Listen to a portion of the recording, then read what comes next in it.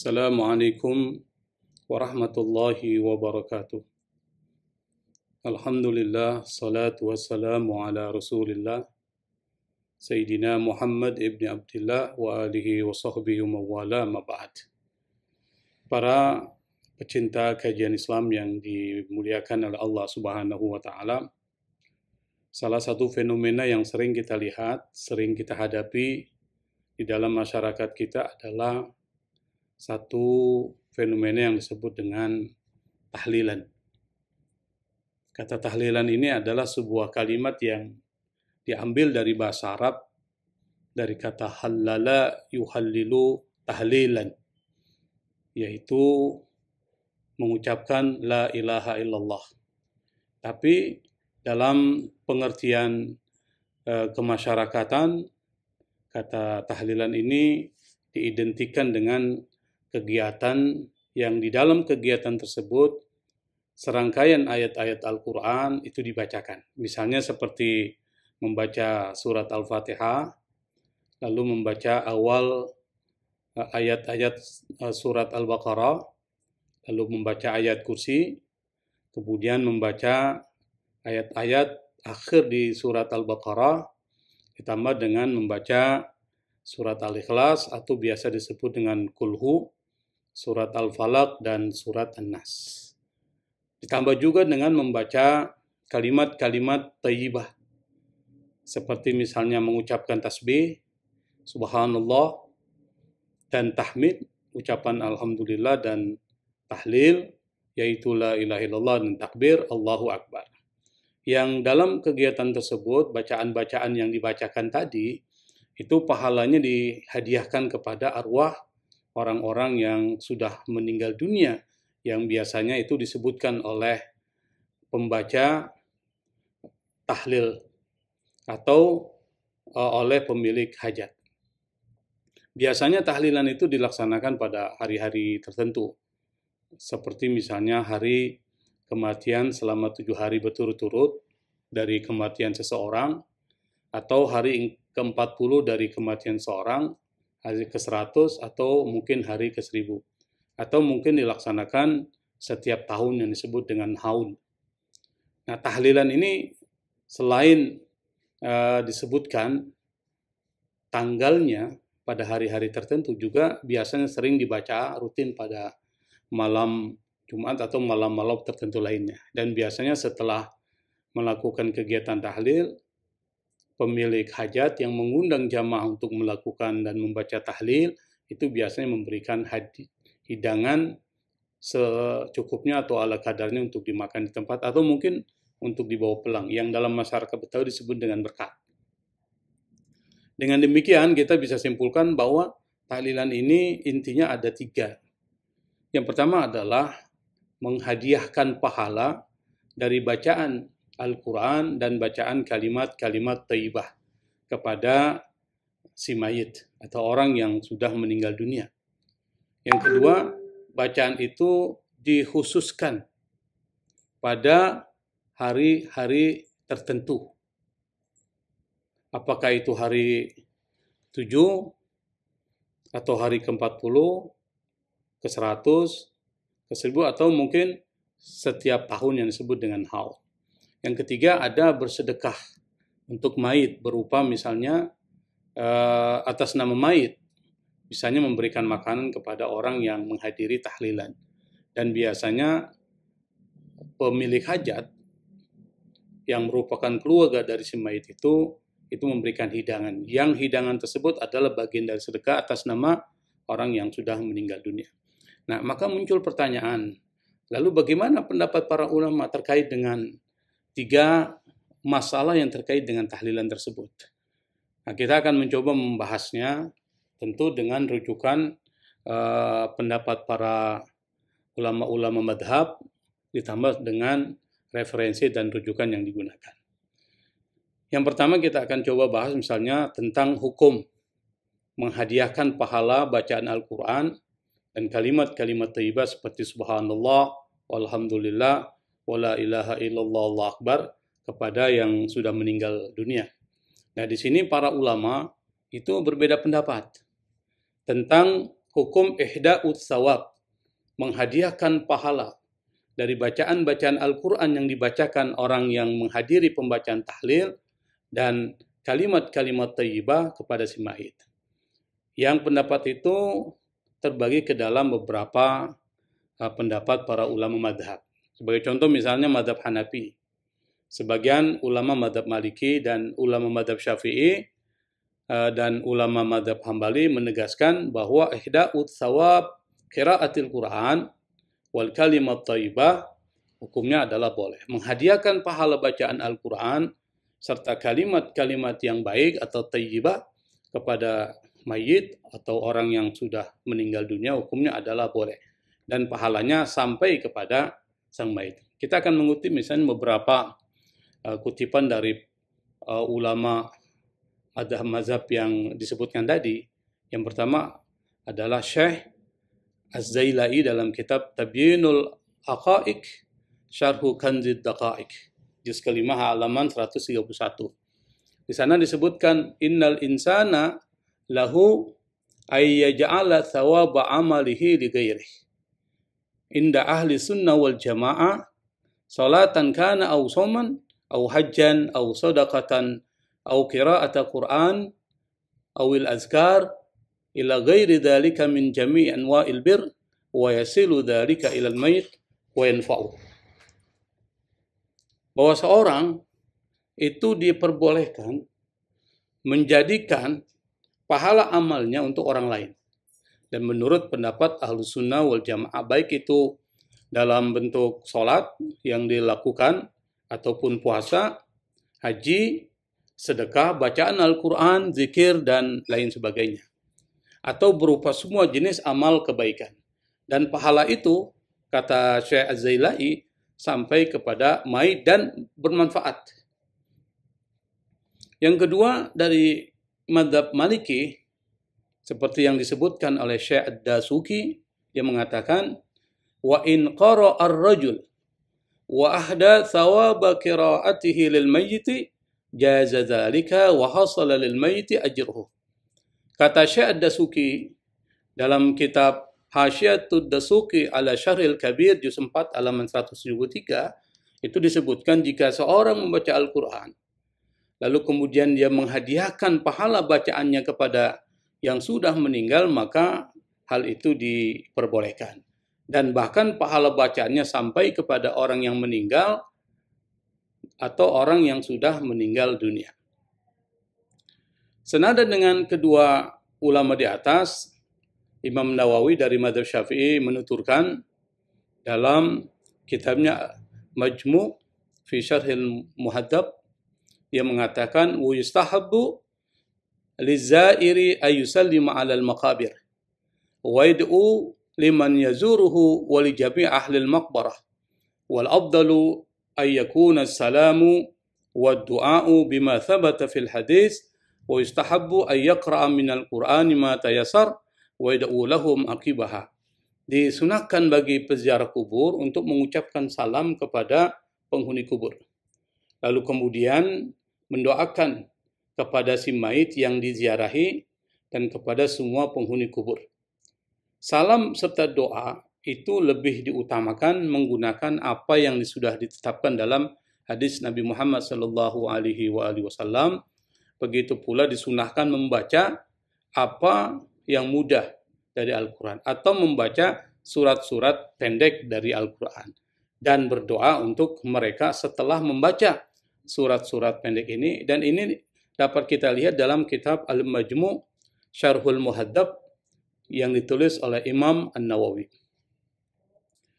Ulama dari mazhab Hambali juga menuturkan, yaitu Ibnu Qudamah dalam kitabnya Al-Mughni di dalam juz kelima halaman 79, beliau mengatakan, wa ayyu qurbatin fa'alaha wa ja'ala sawabaha lil mayyitil muslim nafa'ahu dzalika insyaallah imma ad-du'a wal istighfar was sadaqah wa ada'ul wajibat fala a'lamu fi khilafan. Kata Syekh Ibnu Qudamah dalam kitabnya Al-Mughni, beliau mengatakan, apapun ibadah yang dia kerjakan, kemudian dia hadiahkan pahalanya kepada si orang muslim yang sudah meninggal dunia, yang sudah menjadi mayit, maka itu akan memberikan manfaat untuknya, insya Allah. Adapun doa, istighfar, sedekah, dan pelaksanaan kewajiban, kata Ibnu Qudamah, saya tidak melihat adanya perbedaan pendapat tentang kebolehan persoalan tersebut. Nah, di antara ulama yang membolehkan menghadiahkan pahala bacaan Al-Quran dan kalimat thayyibah kepada mayit adalah Syekh Ibnu Taimiyah. Dalam kitab Majmu'ul Fatawa beliau menyebutkan, wa ammal qira'atu was sadaqatu wa ghairuhuma min a'malil birri fala niza'a baina ulama'i sunnati wal jama'ah fi usuli sawabin ibadatil maliyati kas sadaqati wal itqi kama yasilu ilaihi aidan ad-du'a'u wal istighfaru was salatu alaihi salatul janazah wad du'a'u 'inda qabrihi wa tanaza'u fi usulil a'malil badaniyah kas-saumi was salati wal qira'ah was-sawabu annal jami'a yasilu ilaihi. Kata Ibnu Taimiyah, dia mengatakan dalam kitab Majmu'ul Fatawa, apapun bacaan, sedekah, dan sebagainya berupa amal-amal kebaikan, maka tidak ada perselisihan di kalangan para ulama Ahlus Sunnah wal Jamaah tentang sampainya pahala ibadah harta seperti sedekah atau membebaskan budak, sebagaimana juga sampai kepada mayit pahala dari doa dan istighfar serta salat jenazah dan doa di samping kuburannya. Para ulama berbeda pendapat tentang terkait apakah pahala dari amal jasmaniyah seperti puasa, salat, dan bacaan. Menurut pendapat yang benar, semua amal itu sampai kepada mayit. Kita bisa melihat pendapat ini dalam kitab Majmu' Fatawa, juz 24 halaman 366. Bahkan pernah Ibnu Taimiyah juga ditanya terkait dengan apakah bacaan tasbih, tahlil, tahmid, dan qiraatul Quran ketika dibaca oleh orang yang masih hidup, lalu kemudian pahalanya disampaikan atau dikirimkan kepada orang yang sudah meninggal dunia. Ibnu Taimiyah mengatakan bahwa pahala tersebut sampai kepada si mayit.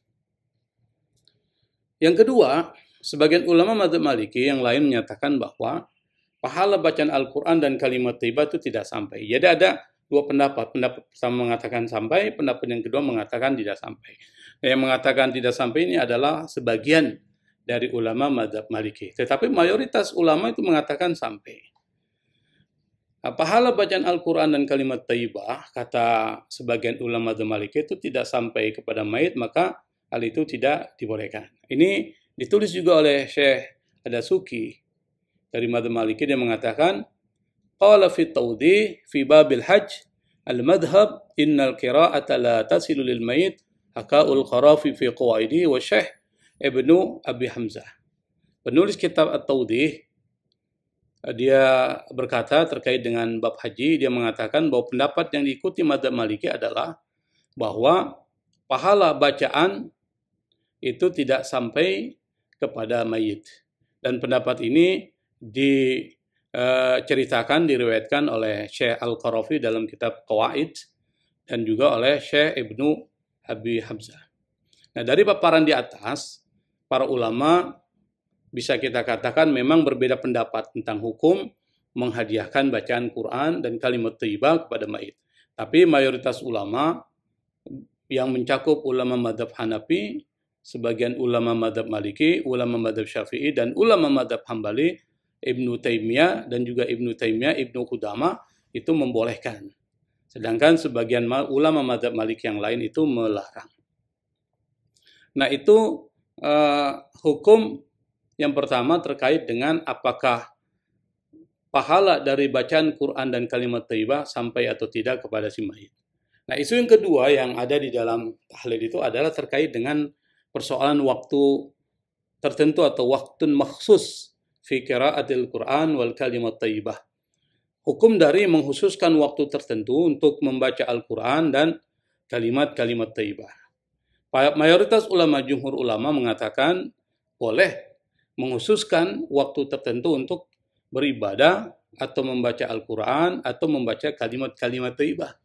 Misalnya menjadikan malam Jumat untuk tahlilan atau membaca ayat-ayat Al-Quran atau kalimat-kalimat thayyibah.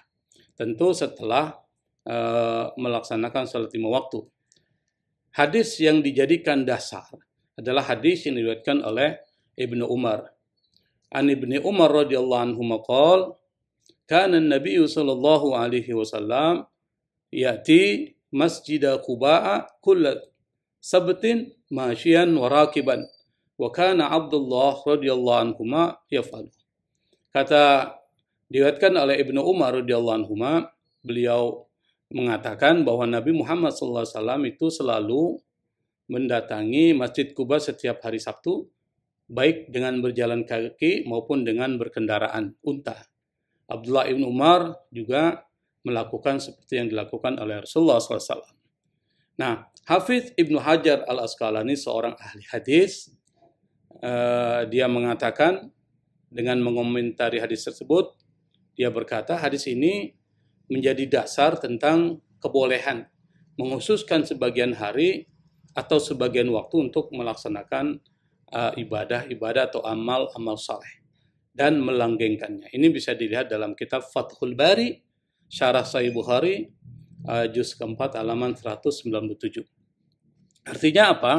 Artinya menghususkan hari tertentu untuk melakukan ibadah atau zikir-zikir seperti 7 hari berturut-turut dari kematian seorang, atau pada hari ke-40, hari ke-100, atau 1 tahun, atau mungkin 1000, malam Jumat atau malam-malam lainnya untuk membaca Quran dan kalimat thayyibah, hukumnya adalah boleh. Nah, yang ketiga, isu yang terkait dengan tahlilan itu adalah terkait dengan hukum bersedekah untuk si mayit atau orang yang sudah meninggal dunia. Para ulama sepakat bahwa sedekah untuk mayit hukumnya boleh, dan pahala sedekah sampai kepadanya. Nah, hadis yang dijadikan dasar pedoman dalam pandangan tersebut adalah hadis yang diriwayatkan oleh Siti Aisyah radhiyallahu anha. Beliau mengatakan, inna rajulan atan nabiyya sallallahu alaihi wa alihi wasallam faqala, ya Rasulullah, inna ummi uqtutilat atau iftalat nafsaha wa lam tusi wa adhunnuha law takallamat tasaddaqat afalah ajrun in tasaddaqtu anha, qala na'am. Jadi Siti Aisyah itu meriwayatkan bahwa ada seorang mendatangi Nabi Muhammad SAW lalu berkata, ya Rasul, sungguhnya ibuku meninggal dalam keadaan tiba-tiba dan beliau belum berwasiat. Dan saya mengira kalau seandainya dia belum meninggal, dia sempat berbicara, dia akan bersedekah. Apakah dia mendapatkan pahala jika saya bersedekah atas nama dia atau untuknya? Rasul mengatakan, na'am, ya. Nah, mengomentari hadis di atas, Imam Nawawi rahimahullah, beliau berkata, hadis ini menjelaskan bahwa bersedekah untuk mayit itu memberikan manfaat dan pahala sedekah sampai kepadanya. Nah, para ulama bersepakat tentang sampainya pahala sedekah kepada mayit. Ini bisa dilihat dalam kitab Sahih Muslim Bisyarhin Nawawi, karya Imam Yahya bin Syaraf An-Nawawi. Dengan demikian, maka dapat disimpulkan bahwa tahlilan itu diperbolehkan dalam Islam. Kenapa? Karena mayoritas ulama menegaskan kebolehan menghadiahkan pahala bacaan Al-Quran dan kalimat-kalimat thayyibah kepada si mayit, sebagaimana mereka menyatakan kebolehan menghususkan waktu tertentu untuk membaca Al-Quran dan kalimat thayyibah. Nah, para ulama juga sepakat akan kebolehan bersedekah untuk mayit. Nah, pandangan ini tentu mengkantar pendapat yang mengatakan bahwa tahlilan itu adalah sesuatu yang dilarang atau sesuatu yang dibid'ahkan. Dengan menggunakan ketiga alasan ini, maka kita bisa menyampaikan bahwa tahlilan itu mempunyai dasar. Dan tentu di dalam masyarakat Muslim Indonesia, ini sudah menjadi sebuah tradisi yang dibolehkan. Wallahul musta'an. Assalamualaikum warahmatullahi wabarakatuh.